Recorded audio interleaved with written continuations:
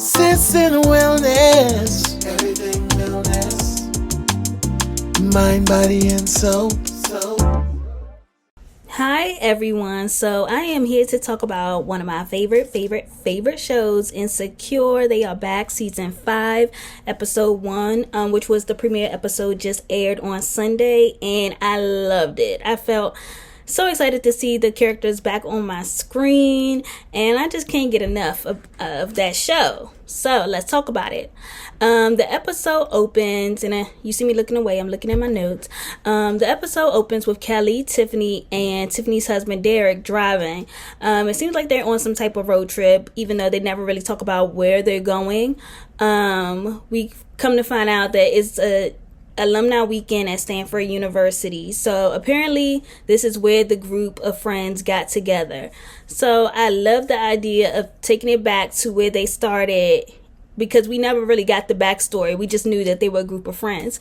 So that was cool. So they're driving up there. Issa takes an airplane to get there. We later find out that she is a panelist for the weekend. And Molly is also there when she gets there. When they all get there, they're like in a registration hall or something. They never talk about how Molly arrived there, but I guess we don't need to know that. It's a little bit awkward when Molly and Issa see each other, that whole, moment where it's like you have to speak. We all have the same friends, so you can't ignore each other. At least that's not really, the thing to do when you were besties for so long. So they make it through. They hug each other. It's a little bit awkward, but they manage to speak, get a little hug in there, and it's good. So I thought it was funny that Kelly was not registered at all, and we later find out that's because they have her down as being dead. I don't know who done reported the girl dead, but she, according to the little memo book for the weekend, she is deceased. Issa, her company, The Block, BLOCC, which is an acronym, and she couldn't remember the last C in her acronym anytime that she had to mention what it kind of stood for. So fast forward, Molly asked for advice from Kelly on how, and Tiffany, was it Molly who asked for advice? I think it was Issa who asked for advice from Kelly on when her and Tiffany had rough patches in the past in their relationship. So Kelly, she's the comic relief of the group. She really didn't give any real advice, but it was just funny to kind of hear her talk about just what she did to get through the rough patches with Tiffany in the past. So fast forward again, they link up with this girl Cheyenne, who was close friends with them all back in the day. To me, the girl off the break gave sketchy vibes, and I say this because you're over 30 years old, sneaking into an event, got on somebody else's name badge. It's like, come on. Anyways, she's cool though. She's dancing, she's fit, she's pretty, everything like that. But like I said, sketchy at the same time. So Molly is at the same event chatting with some dudes, and it comes out through conversation that Molly used to be fuck buddies with one of the dudes that's in the group named Omari. It also comes out that Omari is now divorced. So Molly is just like, okay, taking in the information, but it was evident to me, like, throughout the episode, she really wasn't checking for him like that. What's in the past is in the past, and I think Molly kind of understood that. So anyways, next scene, throwback Issa pops up in the mirror, and I love this scene because in the past seasons, Issa will always talk to herself in the mirror, but we got a chance to see throwback Issa, which was college age Issa, and we got to find out some of the things that she aspired to do, such as be an attorney. And I thought that was funny because now Molly is actually an attorney. So it's funny that they both at one point shared the same goal. And I think that that's a lot of how you make your connections in college, because a lot of of the friends I made in college, we all were interested in becoming medical doctors. At this point, though, I really don't know. I don't think anybody out of that group is a medical doctor, but I could be wrong. Anyways, yeah, so throwback Issa, she's talking to current present day Issa. You know, through their conversation, to me, it seemed like throwback Issa kind of gave current day Issa, present day Issa, some reminders of things that she wanted for herself that I don't think current day Issa is proud of not attaining. And that's just my point of view on it. It also made it seem like through her conversation with her old self, she's probably not where she thought she'd be in life. And I think that is a very common thing. I think it's nothing to be ashamed of if that is the case for for you or for anybody that you know to not be where they thought that they'd be at this current time. Let's see. At this point, Issa still couldn't remember the damn acronym for her own business. And I think, that was truly one of the things where I've started thinking Issa probably has like imposter syndrome. She's probably navigating this new space in her life and not really fully comfortable or confident in herself in the present moment. And I think that's probably why she can't remember, because she's really not sure of herself. And I think that was evident during the panel, which is the next scene. I said that Issa wasn't super confident in her responses to the questions. And all of the other panelists seemed to have their shit kind of thought out. And the audience was eating up their responses. So the audience, if you remember, they pretty much were kind of like connecting more with the other panelists and the other panelists' responses to the questions. For Issa, it was kind of like crickets every time where she would speak. So I don't know. I think that was another point of her really feeling that imposter syndrome that I was talking about and not really feeling confident. The question that really did it was, when did you know you were on the right path? And Issa did not seem like she could respond in a sure way. In fact, it kind of, she was the second person on the panel. So the first person responded. She didn't really know what to say. It went on to the next person, and she responded last. And I think that showed that she was so unsure of herself. She had to kind of like think about it. It's still not a negative thing in my book, because also, her response I think was valid. She said she doesn't know if she's ever felt that she's on the right path, but maybe tomorrow she could wake up feeling like she is. I feel like that was real. I feel like because she answered in an authentic way, she stayed true to who she was. She hasn't felt it yet. And I don't think it would be in Issa's fashion to make up a response and say, oh yes, it was at this moment. And I feel like that's why I love her. Anyway, so afterwards, I really loved how her friends were kind of hyping her up and telling her, how she did a good job, because I really feel like she needed that support, even though she might not really feel that way, within her own head space. It's good to see that her friends are being supportive.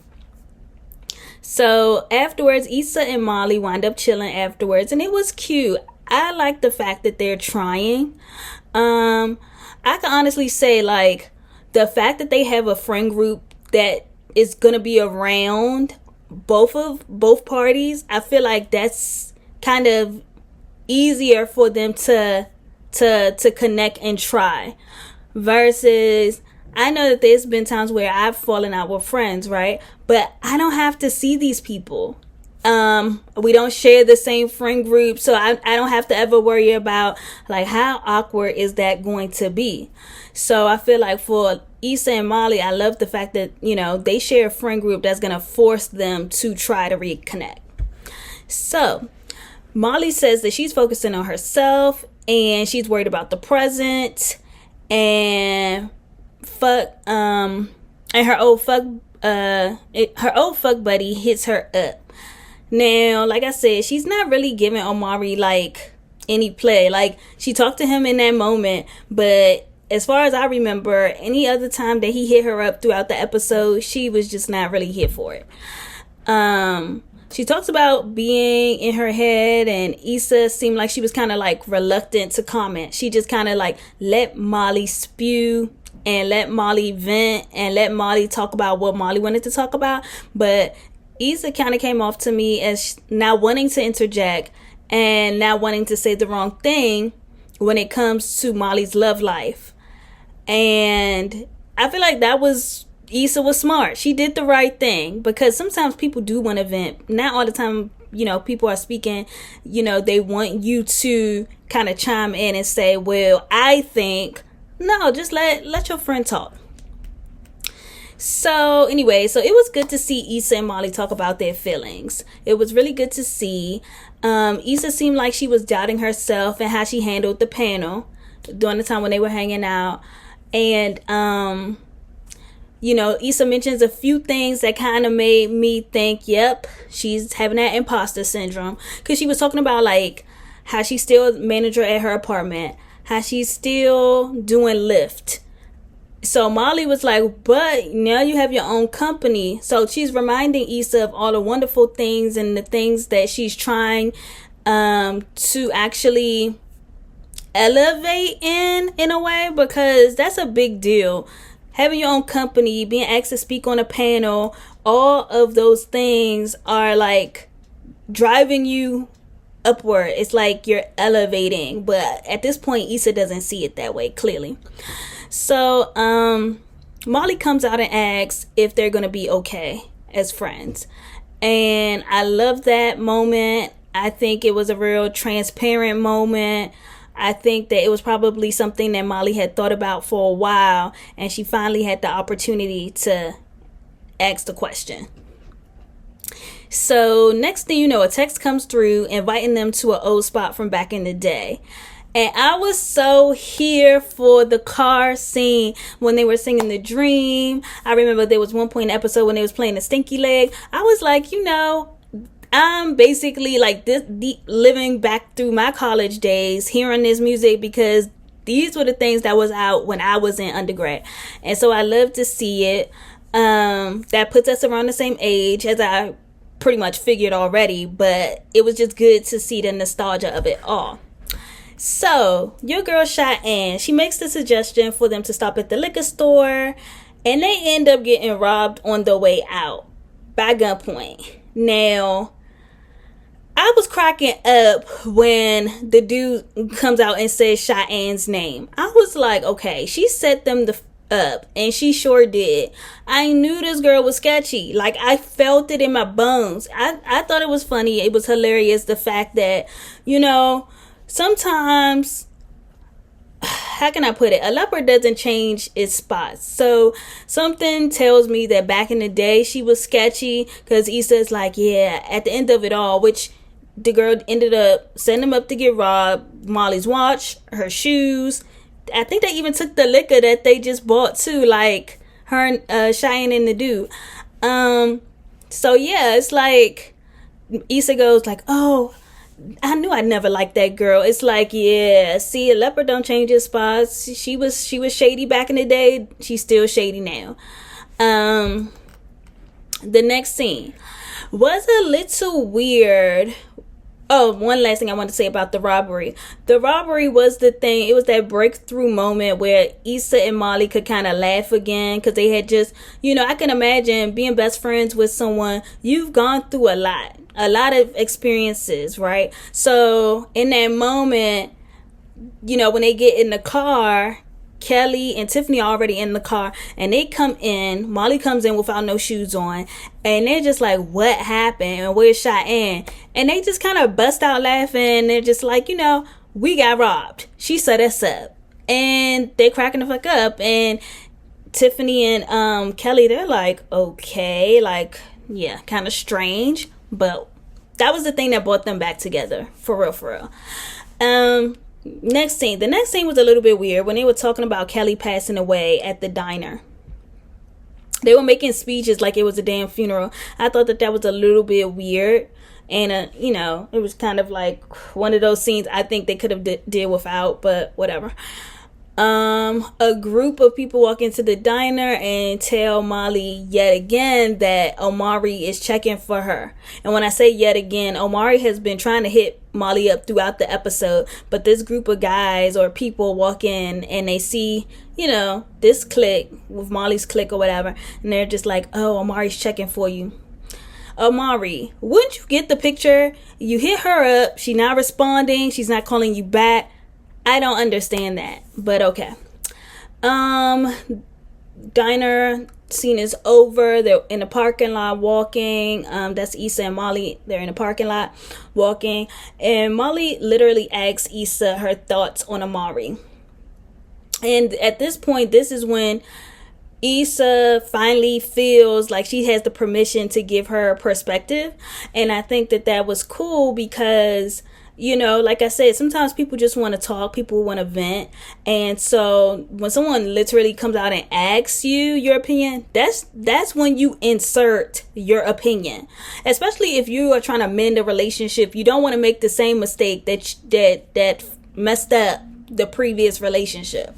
So honestly, Issa is just like, no, like don't go backwards, girl. Don't go backwards, move forward. And I love that because I think it's all about that elevation. It's that upward mobility. So they have open dialogue and talk about what they love about each other and talk about moving forward. And it seems like Issa and Molly have an understanding at this point. And so it was good to see. So the episode closes with Kelly having a podcast, and she's kind of talking about like how people would like to be remembered and what kind of legacy they'd like to leave. That was cool, just kind of putting it out there, kind of flashes to Tiffany and her family, her little baby, her husband and stuff like that. And you kind of get to see like, as you get older, you start thinking of things differently. You start pondering questions like that, like what kind of legacy, what kind of things do I want to be remembered for? So I thought that was cool. Lawrence picks Issa up from the airport. That was a curveball for me because, as you remember, at the end of last season, we found out that Lawrence has Condola pregnant. So I thought that was interesting, like, oh, they still messing around or they still talking to each other or whatever. But throughout their ride home, when Lawrence is driving, it almost like seemed like he wanted to kind of spend more time with Issa, talking about like, oh, do you want this and that for dinner and whatever. But Issa wasn't here for it. She was just like, pretty much kind of like, take me home. And once they get to her place, outside of her place, she tells him like, I've had time to think, and basically I really don't. Like, she didn't even go beyond that. I feel like he got the picture of what she was trying to say, which was that we don't need to do this, So it kind of was like, bittersweet. But I think she made the right choice, right? Because if this dude has a baby on the way, it's like, I'm never going to be number one. At least that was my understanding of it all. Probably one of her thoughts, but at least that would be my own thought. I'm gonna just go ahead and say it. Like, I would feel like I'm never gonna be number one. I'm gonna come second to your child. Yeah, so like I said, when it comes to Issa and Lawrence, I think it's a good decision for her to kind of step away at this point, let him become a daddy, see how that is, and if they connect down the line, reconnect down the line, then that's what it is. But I see that what's to come, as they show or forecast what's to come, he is going to move back at some point. Like, he's gonna move back to the area, and I'm like, why is it that it takes for certain life events to happen for people to kind of realize like what they want or who they really want? And I guess we'll get into it like as we see more as the season unfolds, but it does show, to come, Lawrence will be moving back. Kofi Siriboe, he's going to be joining the cast. I'm curious to see like what that's gonna look like, because they do kind of show him.